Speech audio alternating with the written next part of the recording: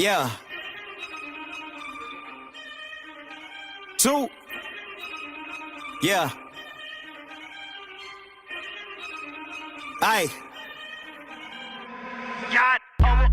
I'm jacking the beat, you calling the cops. The yapping is cheap, I call you the ops. The rapping is heating, it's all cause of pop. You get a leak for the ball, get a drop. Feel like I'm wrong when I double it back, cause I'm making it harder to catch that. But I covered the ticket, I call you to visit. You tipping and hit up the cash app. Baby girl, been around for it, yeah. In the old days, I was stuck in old ways. Never really trying to flip the old page. Young man tripping at an old age. Thinking I was flicking, had a low wage. Led the bro days, then a slow praise. Thinking it'd be different, it would gon' change, then it really didn't. It's a cold game, yeah. Ay, all I really wanted was the money in the pocket. Got over money, but the money ain't the topic. Like Bill Doe and the money gotta stop it. Kid need food and the whip need juice. I'ma get these views when The questions that I receive is, LaDale, how do I get into those rooms? Well, this interview series is just for you. So welcome to the room.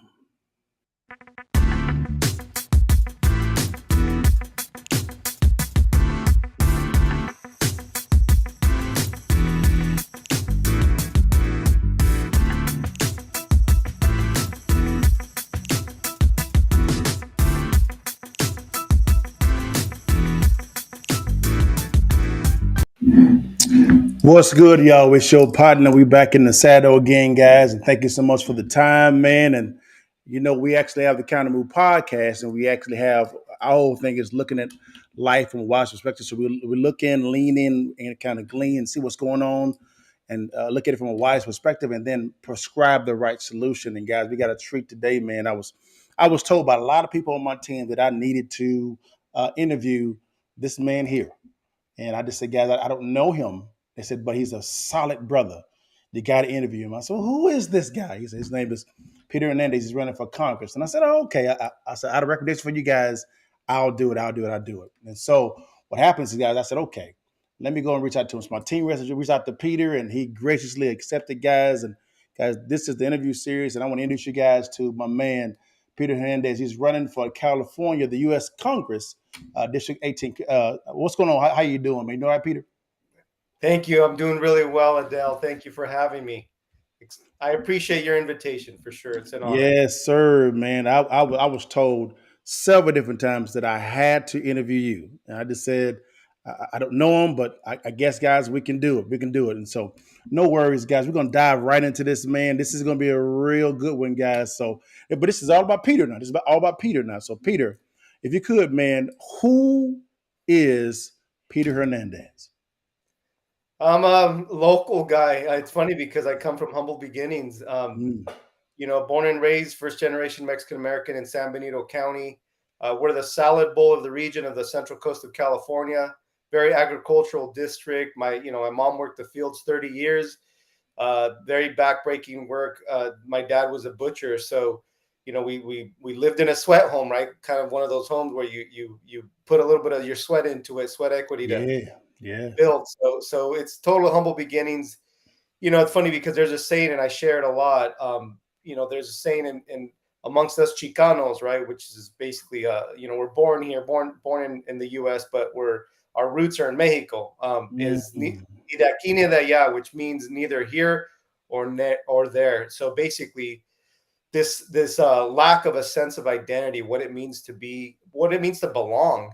And so growing up in this state, trying to figure out who I was, didn't even realize that my true identity was in Christ. That's when I really started to understand a lot more who I am.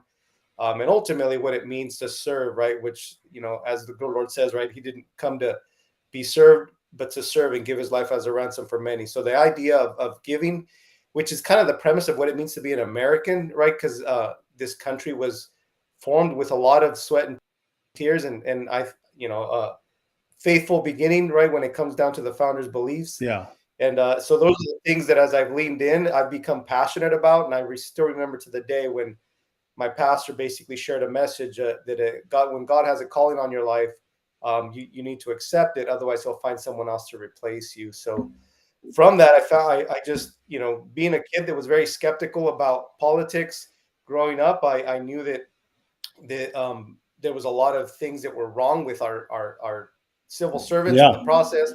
Long and short, I just found myself wanting to serve, and I got involved, ran for school board eventually, Mm. got elected 4 years, ran for county supervisor. In the toughest of times, LaDale Mm. served 4 years as county supervisor, right? That was when the lockdowns happened. One of the things that I'm known for in my community is when the lockdowns happened, literally a month to the day from the shutdowns. They already had done the 2 weeks to slow the spread. I was one of the supervisors that did agree with it, but within a month, I found myself, because I had already been asking to meet with our county public health officer, Mm. and he refused to basically meet with us with me, and so I found myself asking my CAO, we need to meet, and the guy wouldn't do it. So long and short, I found myself saying, there's something not right. And I knew that the court of public opinion is a way to draw people out, especially, as it pertains to nationally, the issues of the administrative agencies. We need to bring them to the floor, the middle of the mat, and get them to speak. So I did what God called me to do, which is basically write down a long, strong statement. And I'm not a scripted person, but ultimately, I challenged the guy on the dais, said, look, you don't have the authority that you say you do. You're an unelected bureaucrat. I say that not to insult you, but I say that because of the reality that I am, according to Article 1, the legislative branch, which Mm. means I have authority, I have the power of the purse, and I'm asking you to work with us. I do agree that it's your job to address this virus, but it's our job as administrators of the county to basically address all the other issues, and we should be partnering, and you're not doing that. You're not even willing to meet with me. So I said this in public. And so I basically said, look, if you're not going to work with us, I'm going to ask my board to terminate you. And this was a month out, which wasn't popular, right? Because Wow. technically that means that, I might be putting my political neck out there. But as far as I was concerned, I didn't care, because at the end of the day, service has nothing to do with me. Mm. So when I said that, you could hear a pin drop. The guy wouldn't respond to any of my questions. I had a lot more questions about the masks and the Sure. efficacy. At the end of the meeting, or at the end of the Q&A, which really wasn't much Q&A because he wouldn't respond. He basically 2 hours later, after that meeting had ended, he quit. Mm. It rocked the political world in our community. I got attacked. People said, you're going to kill people, Peter, because Wow. of your decisions. I said, look, I'm not looking to hurt anybody, but the reality is we're completely defaulting on our authority as local legislators, and there was never a conceding sentiment, or supposed to be, from what it means to be representatives of our community. We're elected by our public. We're not elected by the state. We're not elected by the administrative Yeah. agencies. We're there to represent. So I was just doing what my strong conviction told me to, and fast forward to today, I wasn't wrong. So I just leaned on the Lord honestly through that whole time, LaDale, because I just felt like the country was heading down a wrong path. And you're seeing that, right? I mean, Yeah. there was things that I experienced as a county supervisor where there was basically arbitrary laws, right? There was contradictory sentiments, like we're trying to somehow address a virus, as an example, and using OSHA, which is the Occupational Safety and Hazards, I think, administration.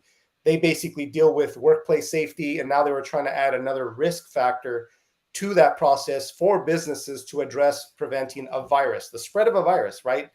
Um, and so yeah, I just basically found myself trying to debate, and it's funny because you don't have to be a very educated person. You Yeah. just have to have strong convictions to question the process, because that's how God teaches you. You find yourself questioning and getting answers, and then you find yourself refining your thoughts as you start to develop your understanding, and that's what I did. So I found myself getting pretty educated. I got, I would argue that although that was the toughest 4 years, it was a blessing, because I found myself learning. Like, I was on a fast track for civic education. I was constantly talking to my county administrative official, or I was constantly talking to administrative agencies, to our county attorneys, trying to apply constitutionality to decisions that were being made. And so, yeah, so it really primed me to not only, one, to know the issues when it comes to representation, but two, to try to understand the how to apply my authority that God gave me ultimately under the Constitution, to represent my Good community. stuff, man. It sounds like, man, you dove right in to problem solving. Yep. when things kind of come up. You don't mean a lot of candidates or even politicians even trying to really problem solve. A lot of them just want to prolong the problem itself. So their solutions are not really solutions. They're impediment to progress to originate more issues so they can then run on those issues as well. So kudos to you, man, for really standing in the fire, man, and really said, I'm not going to move here because I'm going to walk in wisdom and not so much in ideology. So that's good there, man. So, man, that's great. Let's dive into some issues, man. Good stuff, man. Well, before we go there, what got you interested in politics? Because you don't come from a political background. I'm assuming that. Well, so why was politics so appealing to you to begin walking in this lane? So it wasn't necessarily appealing to me, to be honest with you. It was a scary environment thinking about even considering it, right? Because you're going to be officially put on a public stage and your whole life is going to be scrutinized. It was definitely something that I didn't want to do per se, but I just had a strong conviction. It was the weirdest thing, LaDale. Kind of this sense that it's the new mission field, right? So think, I would basically say that God's word was what directed me to be to ultimately become passionate about getting involved in the civic process, right? There's plenty of examples in the Bible that reference, basically arbitrary use of laws, Yes. the abuse of the people, the to a certain extent, the manipulation of the truth that caused people to basically cave and give up their rights when in reality, the founders themselves talk about inalienable rights. Those things were cemented from the beginning in representation in like in Exodus, where it talks about choose from among you leaders of 50s, of hundreds, of thousands, right? That's representation, right? Or in Isaiah, where it says, the Lord is a lawgiver, the Lord is our judge, the Lord is our king. He will save us. That's the three-branch form of government. So there's just deep wells of understanding that come from the Word of God, and I just kept connecting the dots as God showed me. And ultimately, that was where my conviction came from to get involved in the civic process. I really do believe that He called me to be part of this. This is the new mission field, because this is where the transformation is happening. Yes, sir, man. That's good stuff, man. And guys on Instagram, if it's freezing, guys, bear with us. It's Instagram. We can't do nothing about it at all, but we're going to keep moving forward. Now, man, let's dive into some issues, man. I love that you're standing up on the word, the text, and letting the text be your guide, not your own thinking, which is really good, man. I like that. Now, let's dive into some issues. This is one big for me, inflation. All right. Inflation is a big issue. You see the Bureau of Labor and Statistics changing calculations to begin to go on TV and brag about something that is not true, which inflation is coming down, right? It's actually going up if you look at the raw numbers. You saw an uptick again, I believe, this week as well. So you're beginning to see the smoke and mirrors type of scenario begin to fall upon its face. So here's my question to you. As a U.S. congressman, because you're running for people to actually vote for you, what are your thoughts on inflation and are your also your solutions?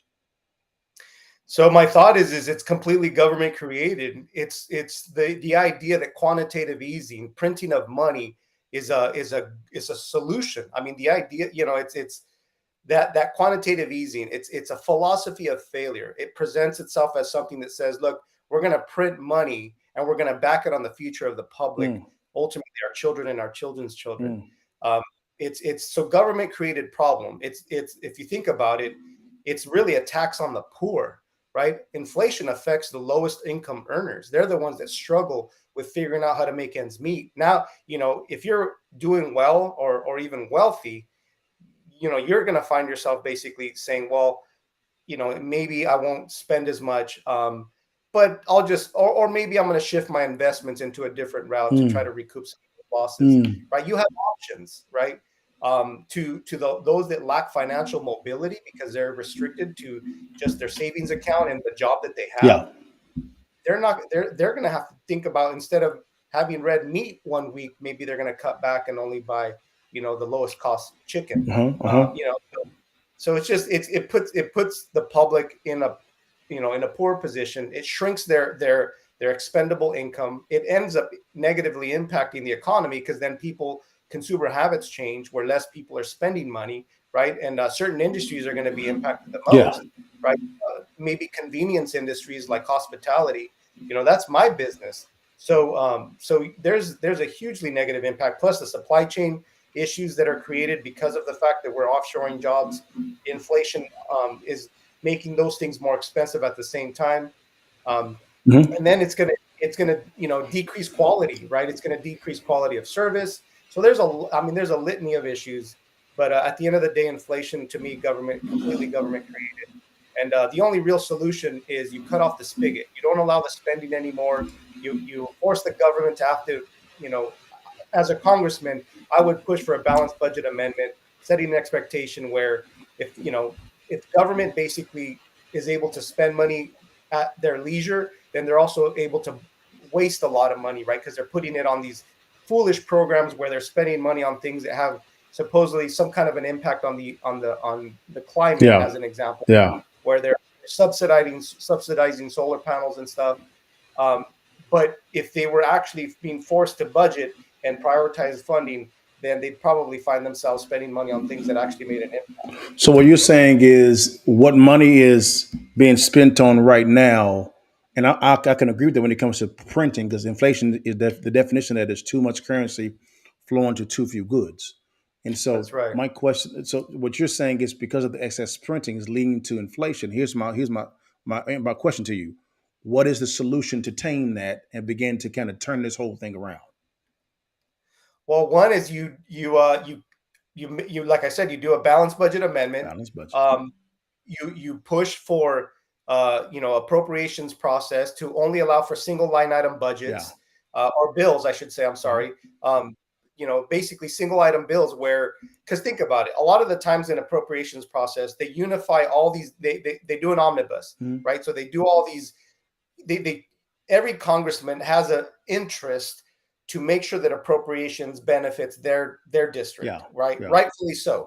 But if your interests in your district are different than Texas or Pennsylvania or Florida, then the only way that you're going to get any money going to your district, because of the way that these things are colluded, then these other states or these other Congress folks, it's all put together where the money that you're spending is being forced into, it's not being prioritized just for your district, because you have to do it. You have to add waste on solar panels. You have to add it on these appropriations that do ESG or what is it, the DEI stuff, right? With the military, right? So you allocate funding for things that really make no sense. But in order for you to get money for your district, you have to support all these nonsensical policies. So you got to segregate that out and be specific, make sure these funds are specific for certain things. And ultimately you minimize the amount of money by default, and you prioritize. I mean, the bottom line is Congress needs to set some serious priorities. And the easy ones are, you need to address energy independence. You need to address the border issues, right? The fact that we have falling wages, we have all these illegal immigrants coming into our country that are impacting the job market. There's all these different issues, and we have to basically tackle the toughest issues first. Gotcha. Not a problem. That makes a lot of sense. Now, how can you then curtail, because I know the power of the purse is with the House, to be honest with you, with Congress. How do you curtail a opposing administration that wants to print even more? In other words, have a budget of $7 trillion.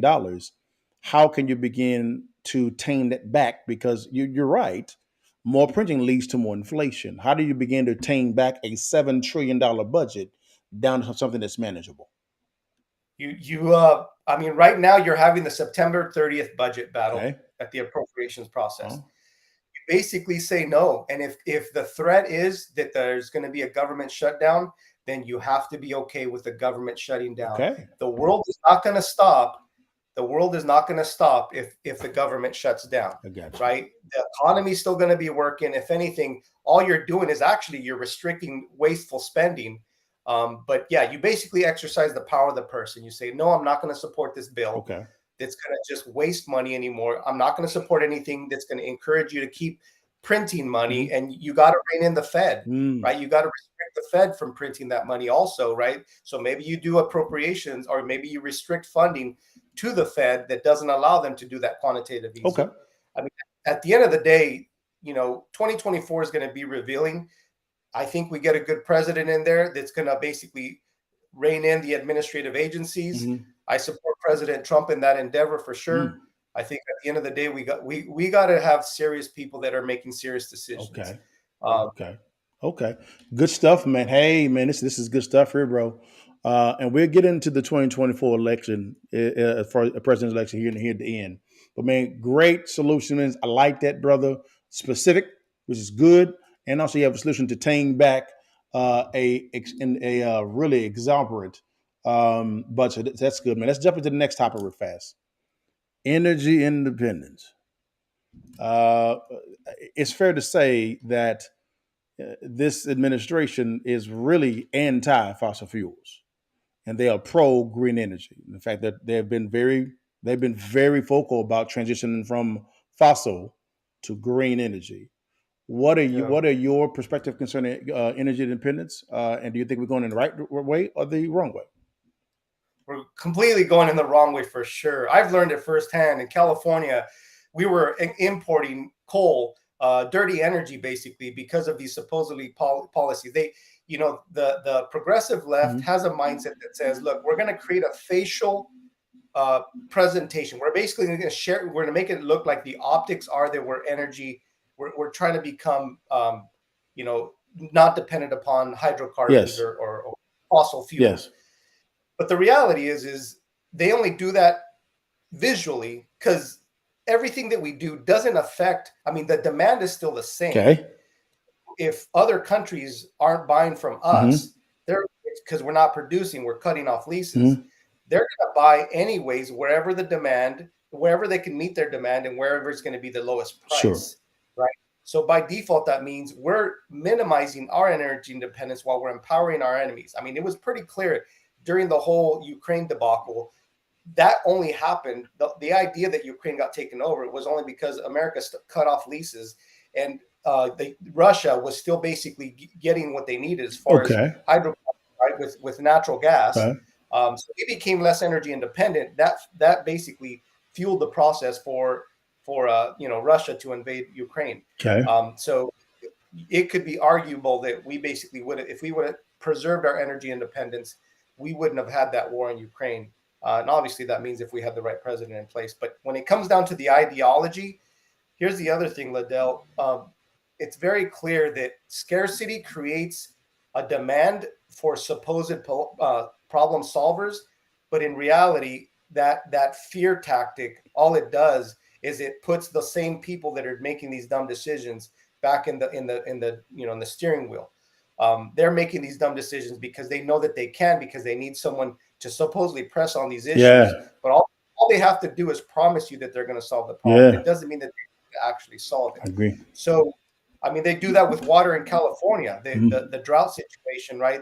They're hungry for a drought because the less water we have, supposedly, at least optically, the more that they can restrict the locals from being able to use water, the farmers to be able to use water. I mean, while they're telling us to restrict our water usage, they're dumping a bunch of water into the ocean. So, but to the energy independence part, America technically is the cleanest user of fossil fuels, right? We have advanced technologies. Fracking was a big issue. It's, again, the hyper left are the ones that are trying to shut it down. Fracking has become a better, more efficient process, less impactful on the environment, and by default it's producing the energy necessary.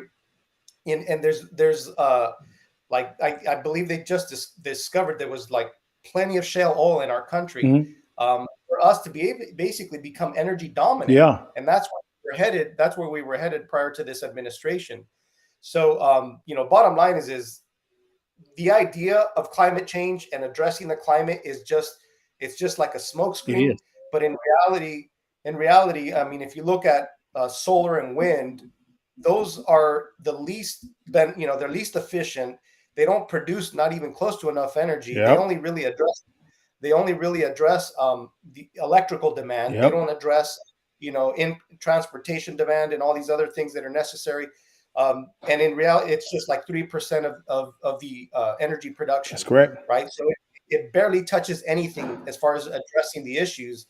And one final point, the idea of trying to limit fossil fuels it hurts. Again, it's funny how these very progressive policies become impactful in a lot of the same ways. It hurts the poorest of basically it affects the poorest of people.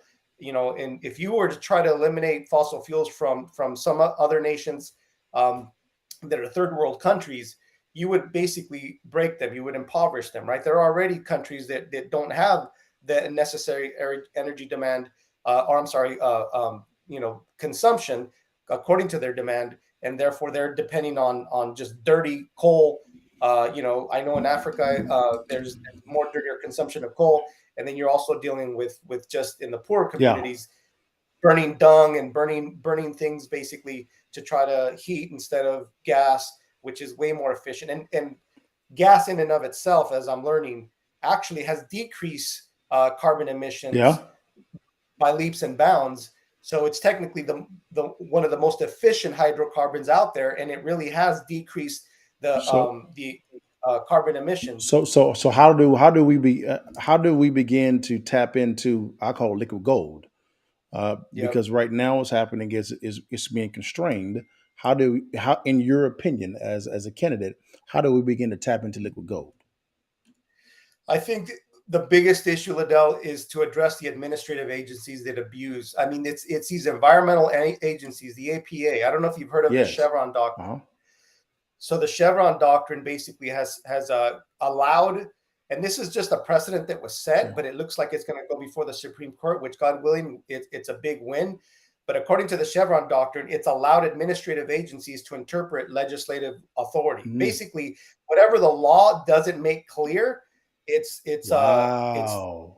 administrative agencies can now allow because they do it by rules, right? They create rules that are supposed to be honoring the law, Mm. so that the way that they end up writing these rules, it makes it easy for them to abuse their authority and ultimately set limits and restrictions on oil leases, on basically, well production, all these things that are necessary to start to tap into that liquid gold you talk about. Sounds good. So what you're saying is really become, because for that to happen, we have to get more specific when it comes to legislation to be able to cut them 100%. out, but also at the exact same 100%. time, really begin really firing a lot of these administrative people that's really hindering the growth of the nation. Because, to be honest with you, one of the biggest contributors to inflation as well is whenever you are not tapping into really our biggest asset, which is petroleum, natural gas, fossil fuels. I The mean, most abundant. I mean, we're swimming in it. I mean, Yeah. it's crazy. And I'm in Texas, and we swimming in natural gas. I mean, it's crazy what be going on. But that makes a lot of sense, man. Thanks for that wisdom concerning the Chevron doctrine. That's wonderful, man. Let's dive into Yeah. this next thing: immigration and border security. This is near and dear to my heart too, because my wife's family is from Del Rio, Texas, which is on the border. My wife is Hispanic, and they are getting flooded with so many people coming through Texas as well. I'm assuming that's going on. The same thing is going on in California. Am I right? Or am I wrong? That's right. Yeah, and it's funny because Gavin Newsom he just sent National Guard at the southern border. Mhm. His premise is to address fentanyl. I have a feeling it's more than that. I have Mm. a feeling, seeing the problem, what's happening in New York and these other states, Mm. he knows it's going to be a political suicide for that to happen come an election time. So he has to present himself as a moderate, candidate per se, right? Because Ah.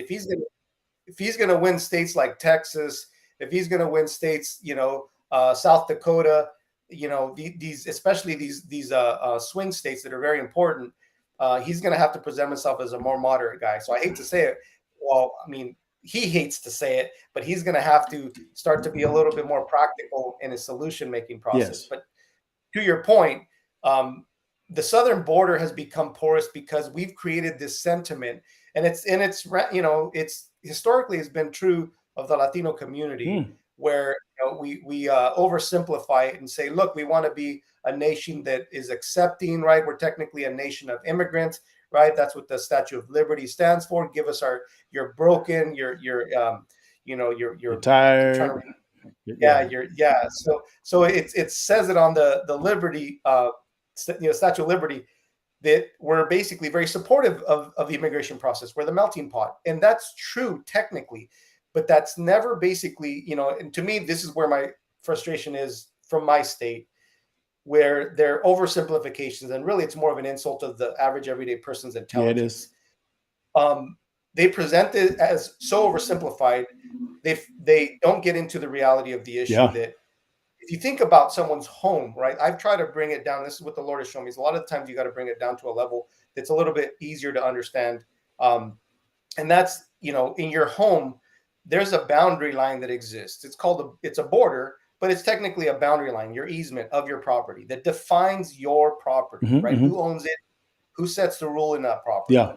That's very clear, right? Anybody who would argue, and I remember kind of having a mini debate with a family member about this, and they're like, Peter, why are you so anti-immigrant or whatever? You're an immigrant yourself. And I said, look, you need to define to me what you mean by anti-immigrant, because the reality is I'm not, but you're presenting it that way because you're misunderstanding my perspective. And he's like, well, you're saying that we need to kick them out and they shouldn't be coming across the border. I said, no, let me bring it down to a practical level. Your house right here, right? Beautiful home. His mom does really well. He was a younger guy, in his late 20s, mid 20s. And I said, so if you're so pro immigrant, how about you tear down your fence? Yes. Right. There's a famous saying that says, before you tear down a fence, why don't you ask why it was put there in the first place? There's a reason for a fence. It defines someone's property. It's the sovereignty of that person's That's home. right. So if you're saying that people can come in, I want to be accepting of people, but normally if I want someone to come into my home, I want them to go through the front door, not the back door. Sure. Right? I want them to knock on my door and obviously present themselves. And by default, I have kids, my family member, actually, he has kids. And I said, look, you probably want to protect your children. You want to make sure that whoever's knocking on your door, you get to know them and make sure that their interests are good. Yes. And, they're not there to harm you. Yeah. So all I'm saying is the reality is with immigration, there needs to be a process. That's correct. Now it's grown to a scale where this issue has made it harder for the Latino, supportive of immigrant community to just oversimplify. Let's pause right there when it comes to the immigration process.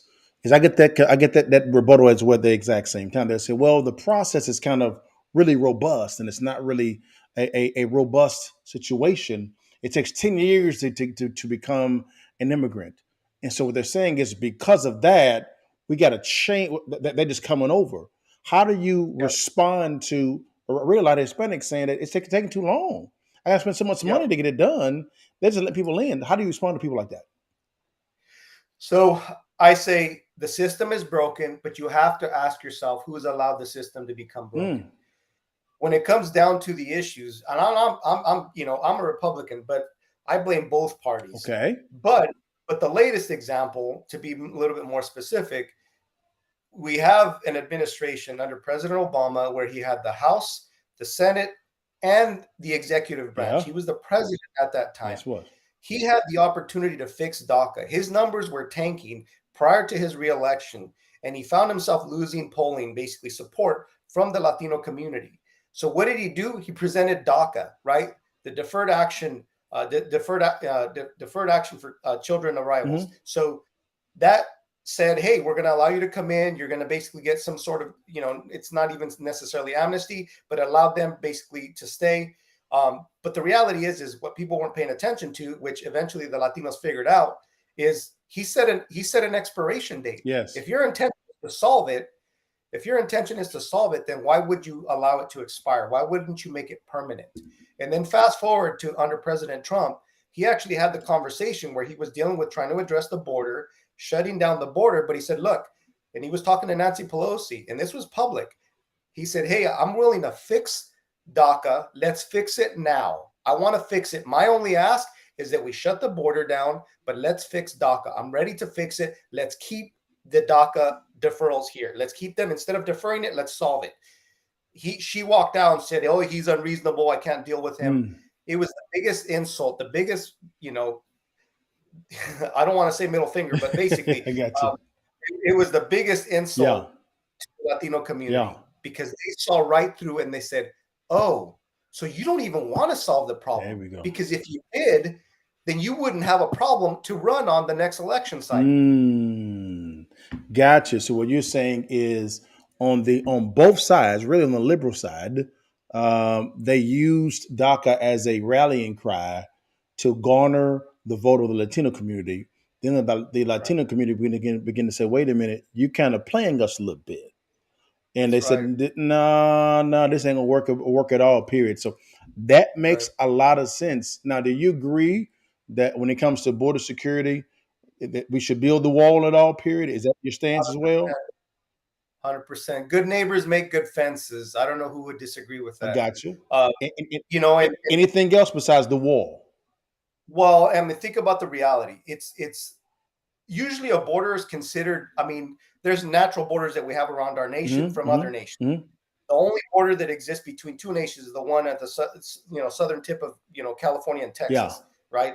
Arizona. So the reality is now that's become, and I've learned a lot through NAFTA, the North American Free Trade Agreement. Hmm.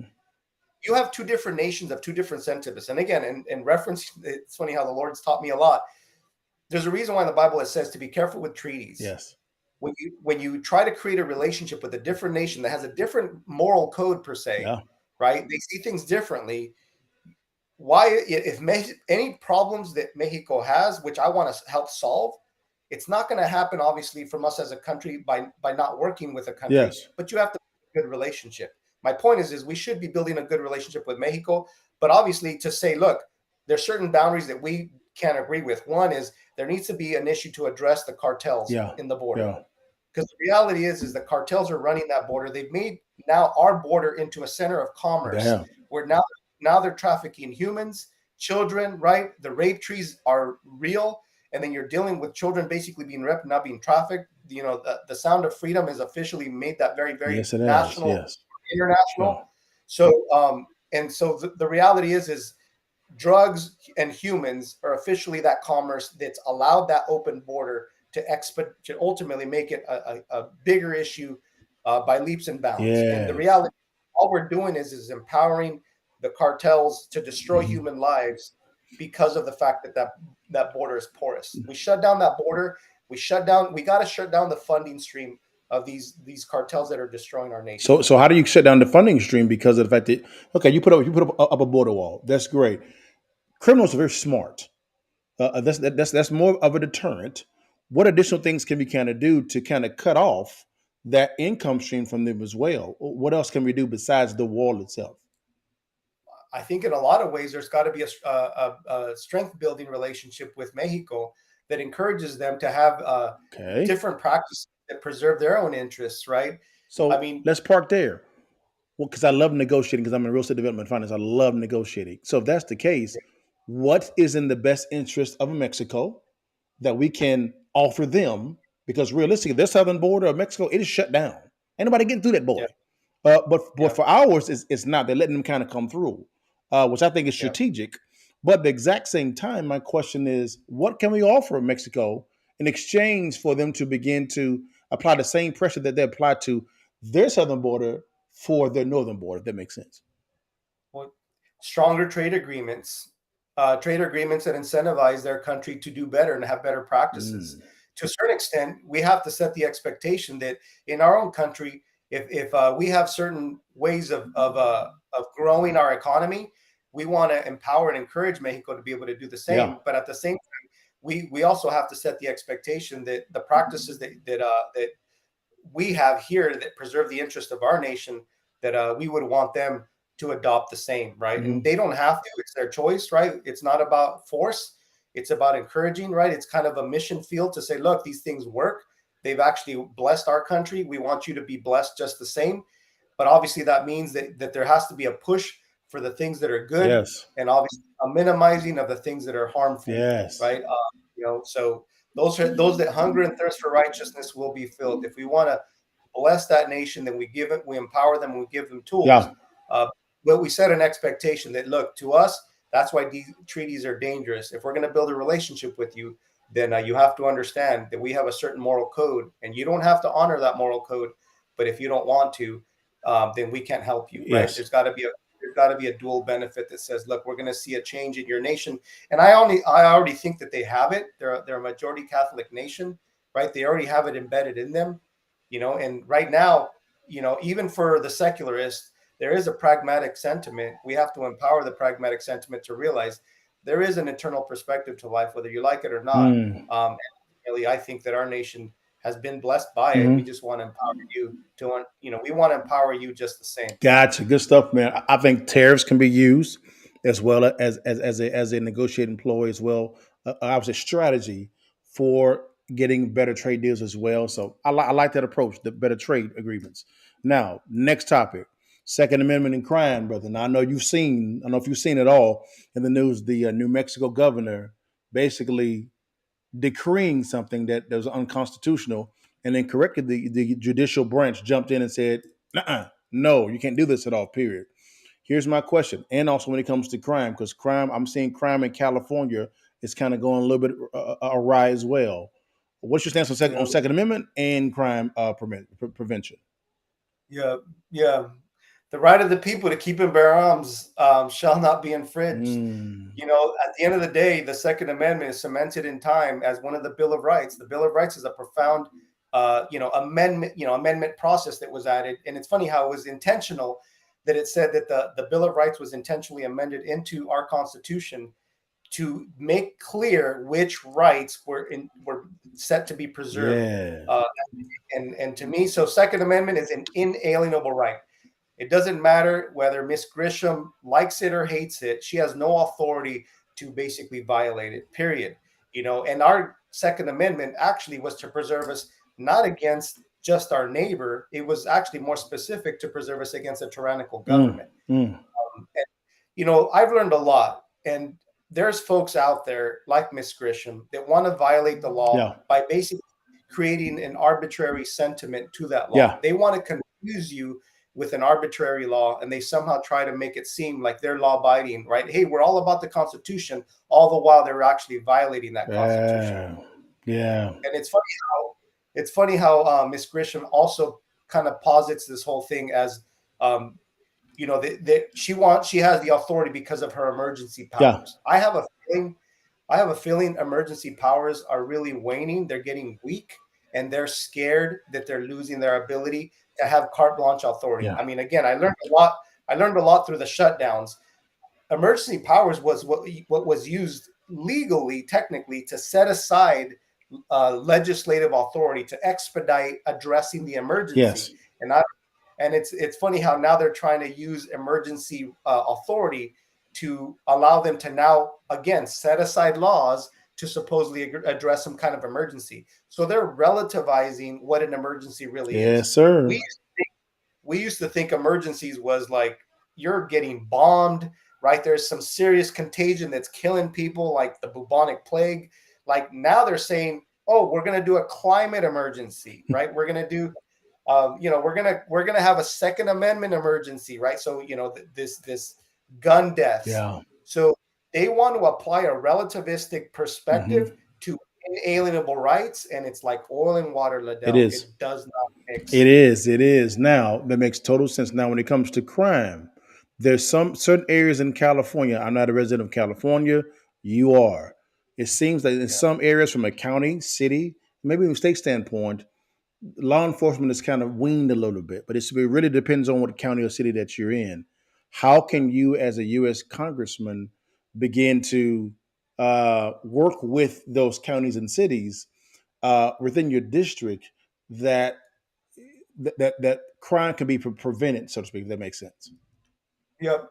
Yeah. So I think it gets back to the federalism sentiment and restoring that respect for it. The biggest power that the House has, Congress, is the power of the purse, so there could be, an expectation from the House of Representatives that says, if you have states that are abusing their authority and not preserving the interest, the actual rights of the citizens, then we're going to restrict funds to those. and not, we're going to basically, the power of the purse is a hugely, I think it creates a lot of mobility amongst agencies to make sure that the things that are right according to the Constitution are actually happening. So you've got to be willing to flex that muscle and say, we're going to restrict funds if you're not preserving the rights of your citizens. So it sounds like what you're saying is Congress has not been effective of using the power of the purse. No. Wee. We have. Didn't the Bible say money solves all things? Is what the Bible says in some That's what it say. That's what it say. So good stuff, man. Good stuff, brother. Now, man, let's go over to parents' rights in education, parental rights. This has been really big in California. A friend of mine, Patrick David, and his team was actually working, trying to get out there to do a show out there as well. Also, he has a really big following, and I kind of got behind him on that as well. And I have some friends in California that are really going hard in the paint for parental rights. And I know that you're pretty aware of that, man, from a federal standpoint, because really education, although it comes from the Department of Education in some form or fashion, is really governed by the state. How can you, as a U.S. congressman, be able to influence the state to really get back in the lane and say, bro, this is not the state's kids. These are our kids, the parents' kids. Yeah. So when it comes down to the federal government and education, one is we don't belong in education for sure. I think the Department of Education needs to be abolished. Personally, there's redundancies there. You should. I can honestly make an argument. I think that would successfully work. You cannot federalize education, right? Individuals are not cookie cutters. Kids don't learn by socialist tactics where you try to apply, basically a generalization to education, right? There's different kids that learn different ways. They're taking away the ability of teachers to be successful in the classroom because you're making policies that say you got to teach this way and you can't teach X, but you should teach this, right? You should teach sex in the classroom while you can't teach the Bible, as an example. A lot of things can easily be self-correcting, I believe, once you start to respect the autonomy of the individual, the autonomy of local governments, right? And we're supposed to be laboratories of democracy. It's funny how the left always positions things as, hey, these are all about laboratories of democracy, right? We believe in democracy. Then how about you give respect to these local agencies? But as far as these abuses that are happening, right, there's a lot of specificity to the way the Constitution preserves rights. I think you could make an argument that a parent can easily be defined as someone that has ultimate authority over the education of their child, right? There's limits to children when it comes down to alcohol, to even owning a gun, to driving a car.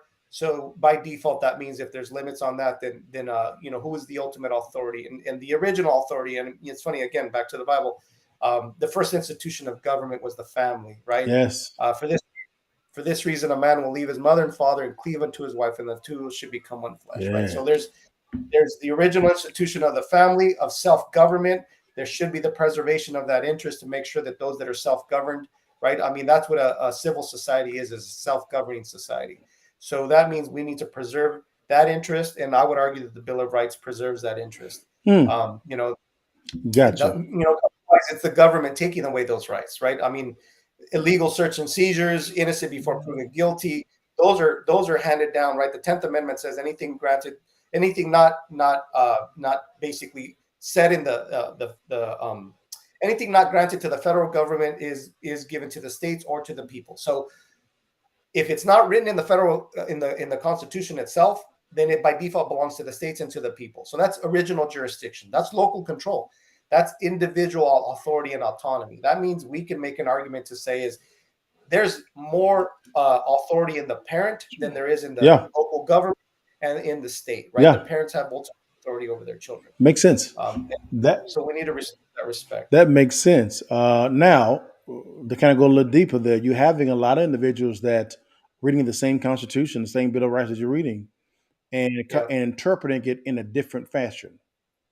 How can you, as a congressman, curtail that? I'd love to be able to address that. There's annals. They're called annals in, basically in the Hall of Congress, right? The Library of Congress. that literally had the clear debates on where these rights landed, who they belong to. Yeah. So all we have to do is go back in time and read the original writers of these documents. And I'm pretty sure we'll find plenty of precedent, which attorneys, right, legislators, all their staff, they lean on precedent on where these established rights came from. And I know we can basically dig up that gold of wisdom and share it with these folks that are trying to strip people of these rights. I mean, technically speaking, an arbitrary law is no law at all. Agree. That was very clear from the founding. Agree. An arbitrary law is a law that has no clarity or consistency. And we could, there's a lot of unwinding that needs to happen, because there has been now bad precedent set that needs to be unwound. And I think that's where we need people that are serious about doing the deep dive to show clearly where original jurisdiction lands. And I think the parents. So to your point, original jurisdiction where it lands, we actually have an event coming up in our region in Watsonville, a parents' right event where we have 6 speakers, because now we're seeing the abuses of it. There was a handful of bills that were just passed. One of them that I remember, AB 957, in a custody battle where there's a parent that does not affirm the transition of a child, that parent loses their custody rights. So what are they doing? They're writing laws that are pitting parent against parent, supposedly for the sake of the child, but it's actually contrary to the benefit of the child. Because so you're telling me that the state bill in California, they're writing laws to try to take away the parental rights of parents because of, I guess, not affirming a kid's gender? What kind of garbage is this? And so those are the arbitrary laws that it's fodder. Let's put it this way. When we first started the promotion of our event, we've been planning this for the last four months or so. When we first started the planning process, right, we were worried about turnout. I got a text just today that said, Peter, I don't know if we have enough room. We have so many people wanting to show up. Why? These folks that are passing these bills are giving us a whole lot of, basically creating so much anger. Yeah. And that's the reality, and that's the wisdom of the Constitution is once the people get angry because they become aware, they become involved, they get civically educated, they understand the process, and before you know it, they're the front runners ready to defend their rights. And obviously they want to find people that are ready to support them. Makes sense. So the Parents Party is the growing tent. And by default, that Parents Party, they're looking for allies. And it's a nonpartisan growing tent, right? Okay. They're Democrats, they're conservatives, they're Christians, they're you name it, they're Muslims. Both sides. They're both sides because they're like, we got to find a coalition that's going to be built that's going to push back on this craziness. Because once you touch our child, yeah, you've bets off. declared it. Yeah, all bets off. Yeah, all because you are going after the most vulnerable. All bets are off. That's no, right. sir. I like to hear that both sides, both Democrats and Republicans, are coming together and saying, hey, this is off limits. Like, this is very crazy, man. Good stuff, man. Now, man, let's go to the spicy stuff real fast, man. The 2024 election. You said at the beginning of the show, man, that President Trump is your guy. Number one, why is that? Number two, who do you want as his vice president? And then number three, who else would you actually vote for if Trump is not the nominee? The nominee. Well, the last question is a tough question. But to answer the first, I love President Trump because he follows through with what he says he does. I mean, most voters, I would argue, are cynics of the process. And the longer we've lived, right? It just, you're a Gen Zer, which is the fastest growing conservative population in the nation. You're very cynical. You're worried that you might go to war. You might be called to arms because of just a failed attempt to supposedly address Russia as a nation that's invaded another country. When now they're becoming privy to the reality that didn't have to happen. That's right. So, but then you also have, all these rights that are being stripped, the arbitrary laws. So at the end of the day, there's a lot of cynicism. And what else do you have to depend on besides someone, whether it's President Trump or someone else, just follow through, do what you said you're going to do, follow through. And I've been in this long enough, LaDale, I've met plenty of elected officials. I have friends all across the spectrum, Democrat, Republican. And there's their local electeds, their state electeds. I know some Congress folks. Bottom line is I've heard the consistency and the sentiment that there's certain folks that a big vast majority, I would argue, that say that they want to run for the right reason, but they're so worried about trying to stay in that happy middle where it's safe that they find themselves basically positioning themselves as someone that's appealing, right? Hey, I'm just trying to apply to the broad base, Peter. Well, guess what? You're so worried about it that you're not trying to address issues, right? People aren't necessarily hearing clarity from you. And what's worse, you might not get elected because if in your district it's a majority Democrat district, why even vote for you when you sound like a Democrat anyway? That's right. And then the other part of the reality is you're so worried about getting elected that once let's say you do get elected, once you're in office, now you find yourself worrying about getting reelected instead of doing your job. So how about you just focus on doing your job? Just if you get elected and ultimately they let's assume that the public didn't realize that you were a strong, doesn't even matter if you're conservative or not, but you just follow through. You're either going to be liked or disliked, but at least you were clear to the public who you were and what you were going to do, and you actually followed through with it. That's going to create that's going to create trust, even from folks that don't like you, because they're going to say, look, I can actually trust what they say. But part of ultimately the issue is once people see what you're doing, and if you're not a problem solver, then you probably don't deserve to be there anyways.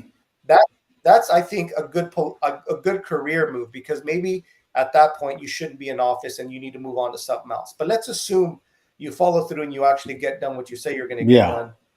Then at that point, you do belong there. You probably can offer a lot of wisdom to folks, and you can help develop other folks. Because ultimately what the public really wants is someone that's going to restore this nation and is going to become that person that's a populist elected official that's actually going to do what the Constitution says, to represent the will of the majority, the people that they were elected. Good stuff. Okay. So you gave me the answer concerning President Trump. Cool. He keeps his word, and he's a populist. In other words, he's America first, which is great. And you're not really concerned about any mean tweets at all or bad language at all, nothing like that? It's funny. I come from the business world. I meet a lot of different stripes of people, right? Some people are very reserved. Some people are a little bit, they shoot from the hip. Sure. They're a little bit too.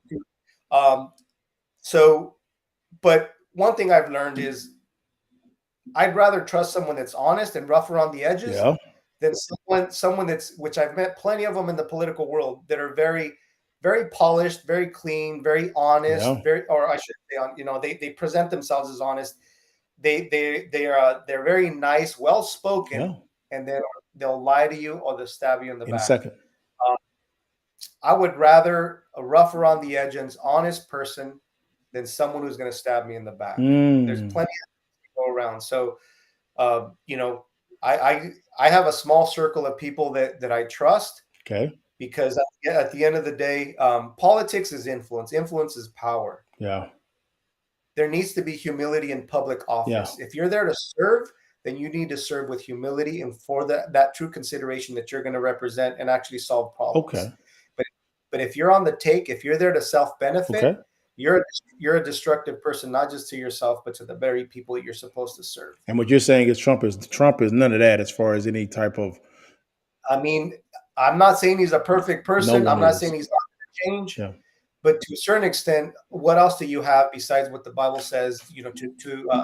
A tree is known by its fruits. So if the fruit of that tree hangs off that is good, then the roots must be good. But if the tree that hangs off is rotten, so I don't care how nice you look, how well versed you are. If your fruit is rotten, I can't trust you, right? All we can really judge by is the fruit of a person. That's where my conviction. I like that answer, man. You know them by the fruit, brother. I like that, brother. That text, I like that, brother. That's good, man. His VP, who do you want to see? Off the top of my head, the second one that I've seen, paying attention to politics for a little bit, Byron Donalds. I'd love to see Byron Donalds. Word. He's not a primary candidate.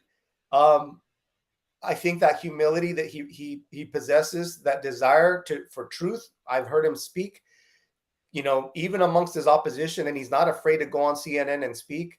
Um, I would love someone that I would aspire to be myself. And Byron Donalds, I think, is a man of honor, and that's what I care more about. Interesting. Yeah. Man, that right there was surprising, but I like that pick. I like that pick. I really do, man.